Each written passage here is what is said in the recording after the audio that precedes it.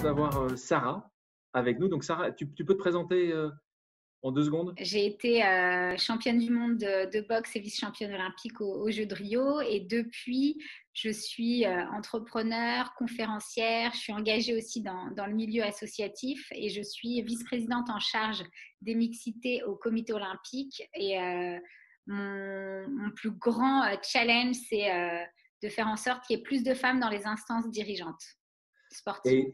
Et tu as 2 choses pour bien te connaître qu'on pourra ajouter. Tu es auteur aussi, puisque tu as écrit un bouquin. Et puis quelque chose dont tu es très fière, tu es maman de 2 superbes petites filles. Exactement. Donc, ouais, j'ai écrit un livre, ça fait 1 an tout juste, là, au mois d'avril. Et j'ai 2 petites filles, une de 6 ans. Donc, en ce moment, je fais l'école à la maison.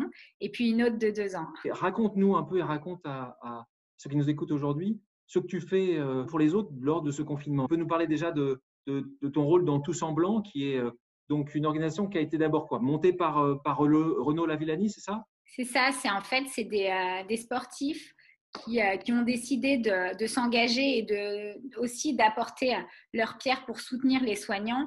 Et l'idée, c'était déjà d'engager le maximum de sportifs en postant sur les réseaux sociaux une photo et en mettant un petit mot pour que les gens prennent conscience que les soignants s'engagent pour nous, pour sauver des vies. C'est compliqué pour eux parce que ça demande du temps, de l'énergie, ils sont loin de leur famille, ils prennent beaucoup de risques. Et donc, on s'est dit, les sportifs ont longtemps été applaudis, mis en avant, salués. Aujourd'hui, c'est les soignants qui sont les champions. Et donc, on va mettre un t-shirt blanc pour représenter la blouse. D'ailleurs, tu as une super… Oui, moi je l'ai fait. Moi, je l'ai fait. Mais l'idée, c'était voilà, de porter cette blouse blanche ou en tout cas un t-shirt blanc pour leur faire un petit clin d'œil et de dire c'est nos héros, ce sont nos champions. Et à chaque fois, tu dois donner un challenge et essayer d'y répondre. Donc, quel était ton challenge à toi? Le challenge, c'était surtout d'embarquer le plus de monde possible dans une activité physique quotidienne. En disant, on va se retrouver, on va se donner des rendez-vous quotidiens et faire 10 minutes de sport. Donc, 10 minutes dans une journée, c'est pas compliqué à caser. Encore plus dans cette période de confinement, mais c'était surtout trouver la motivation et le courage, trouver du sens aussi à sortir son tapis, mettre ses baskets et être présent sur ses rendez-vous, quel que soit le niveau sportif qu'on peut avoir. Est-ce que c'est forcément des champions du monde, des champions d'Europe, des champions de France, ou est-ce que des gens comme moi qui ont des petits niveaux peuvent aussi se lancer des challenges? Complètement. L'idée, c'était que ce soit déjà lancé par des sportifs parce que les sportifs sont des modèles, on inspire, on donne l'exemple et puis il faut que tout le monde suive. Il y a pas de raison. Et puis, on le voit bien, je crois qu'il y a une vraie prise de conscience de la place de l'activité physique dans cette période de confinement pour le bien-être mental, pour préserver sa santé. On sait que dans Paris 2024, où tu es aussi très impliqué, un des objectifs, c'est que les Français fassent plus de sport. Tu donnes des lives sur Instagram où tu vas justement donner des cours. Est-ce que tu le vois qu'il y a de plus en plus de demandes? Tu le vois réellement, ça? Complètement, il y a beaucoup de Français qui se sont mis au sport depuis le confinement.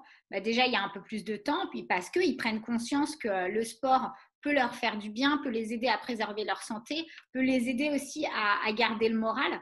Et donc, il y a de plus en plus de Français qui font du sport, qui en faisaient probablement pas ou qui le faisaient en club et qui ont besoin aussi de continuer et du coup de s'adapter. Maintenant, l'enjeu, ça va être de les motiver à continuer après ce confinement. Est-ce que tous ces temps, moi, ce rendez-vous quotidien, c'était une manière aussi d'ancrer une habitude, de faire en sorte que ce soit un rendez-vous qui ne loupe sous aucun prétexte. C'est à quelle heure tous les jours? Raconte-nous. Alors, tous les jours, c'est à 18h30. J'ai vraiment élargi, c'est-à-dire que j'ai des séances pour les seniors, pour les enfants, pour les ultra débutants et puis pour les plus avancés. Donc, en fait, je décline du plus facile au plus compliqué pour que tout le monde s'y retrouve. On voit l'entrepreneuse qui est en toi. Continuons sur la solidarité, Sarah. Tu t'engages aussi auprès de Solidarité avec les soignants, cette association. Tu peux nous en dire un peu plus? Alors, Solidarité avec les soignants, c'est une association qui a été créée par Anne Roumanoff. Et en fait, dans le cadre de cette association, elle a lancé une vente aux enchères. Et pour cette vente, en fait, j'ai offert mes gants de boxe d'entraînement et puis une séance aussi. Donc, voilà, l'idée, c'est de pouvoir financer du matériel, des masques, des blouses, enfin, vraiment tout le nécessaire. Et ce qui est super avec cette association, c'est que vraiment les bénévoles sont très réactifs. Donc, ils achètent ce qu'il faut, quel que soit le prix, mais l'idée, c'est que ce soit disponible tout de suite. S'il y avait un exercice vraiment pour vraiment se défouler, c'est lequel, Je suis selon toi? boxeuse, je te dirais faire un peu de shadow et se défouler, crier, tout donner. Après, un autre exercice qui C'est les défoule voisins moins. qui vont être contents alors. Ouais, non, sans forcément sautiller de partout, mais juste au moins balancer ses bras Ouais. pendant 30 secondes et tout lâcher. Ça, des fois, ça peut faire du bien. Et sinon, vraiment, un exercice très simple qui est hyper bon, c'est juste faire la planche, du gainage. Pourquoi pas se challenger sur un chrono et essayer de progresser chaque jour. Mais là, c'est vraiment un exercice super pour pouvoir travailler tous les muscles en profondeur. Qu'est-ce qui te manque le plus pendant cette période de confinement? Sur le côté sportif, c'est d'aller courir vraiment dans la nature, sentir les bois, l'herbe mouillée. Enfin, vraiment, ça, j'ai des moments où j'y pense et j'ai ces sensations qui me manquent. Et puis après, bon, bah, forcément, la famille. Parce que bon, les visios, le téléphone, c'est bien, hein, ça aide, mais on a besoin de voir, de toucher. Dernière question, la première chose que tu feras après le confinement? La première chose, c'est aller voir ma mère Famille, et la puis maman. certainement aller courir dans les bois. Ça, c'est sûr, je le ferai. Peut-être que tu peux J'en aller parle souvent avec courir mon mari. pour aller voir ta maman. Ouais, voilà, on pourrait combiner les deux pour savourer au plus vite. Bon, Sarah, merci beaucoup pour ton temps et pour ce que tu fais encore une fois. Merci pour mettre le solidarité à chaque instant de ton existence. C'est un bonheur. Merci encore. Merci pour tout. Merci à toi.